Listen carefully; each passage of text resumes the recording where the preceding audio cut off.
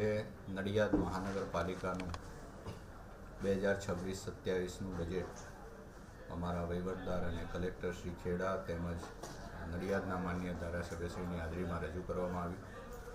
932.38 કરોડ જેટલી રકમનું આ બજેટ છે. આ બજેટમાં અમે નડિયાદ શહેરનો અને સમગ્ર મ્યુનિસિપલ કોર્પોરેશન વિસ્તારનો સંતુલિત આયોજન સાથે સાથે નાગરિકલક્ષી અને આંતરમાળખાકીય સુવિધાઓ તમામને આવરી લેવામાં આવી છે. તેમજ 2035 સુધીના રોડમેપને ધ્યાનમાં રાખીને આ બજેટમાં તમામ બાબતો આવરી લેવામાં આવી છે.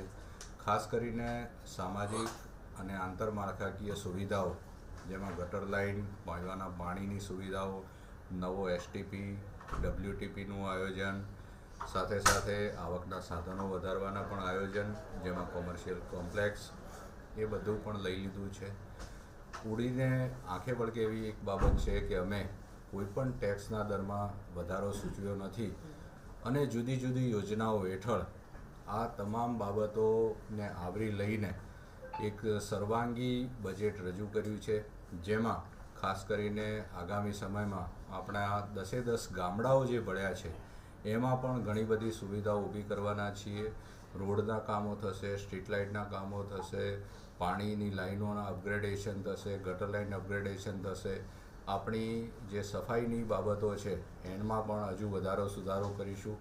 તેમજ આગામી સમયમાં સ્પોર્ટ્સ કોમ્પ્લેક્સ, દવાખાનાઓના અપગ્રેડેશન, સ્કૂલ અને આંગણવાડીનું પણ આયોજન કર્યું છે. આપણે અપગ્રેડેશનનું સ્પોર્ટ્સ કોમ્પ્લેક્સમાં પણ સુવિધાઓ વધારીશું. આમ નાની નાની તમામ બાબતો આવરી લીધી છે અને શહેરી ફેરિયાઓ માટે પણ આપણે સ્ટ્રીટ વેન્ડિંગ માર્કેટનું આયોજન કર્યું છે. હેરિટેજ ડેવલપમેન્ટ પણ લઈ લીધું છે.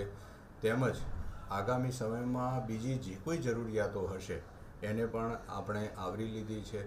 ગાર્ડન અને તળાવ એમનું પણ તળાવનું ઇન્ટરલિંકિંગ, નવા ગાર્ડન બનાવવા, સ્પોન્જ ગાર્ડન તરીકે તલાટી ગાર્ડનને વિકસાવો, કેચ ધ રેઇન કેમ્પેન અને પ્રાઇમ મિનિસ્ટર આવાસ યોજના હેઠળ સ્લમ રીડેવલપમેન્ટ કરવું અને લોકોને એફોર્ડેબલ હાઉસિંગ પૂરા પાડવા એ પણ અમે આ બજેટમાં આવરી લીધું છે.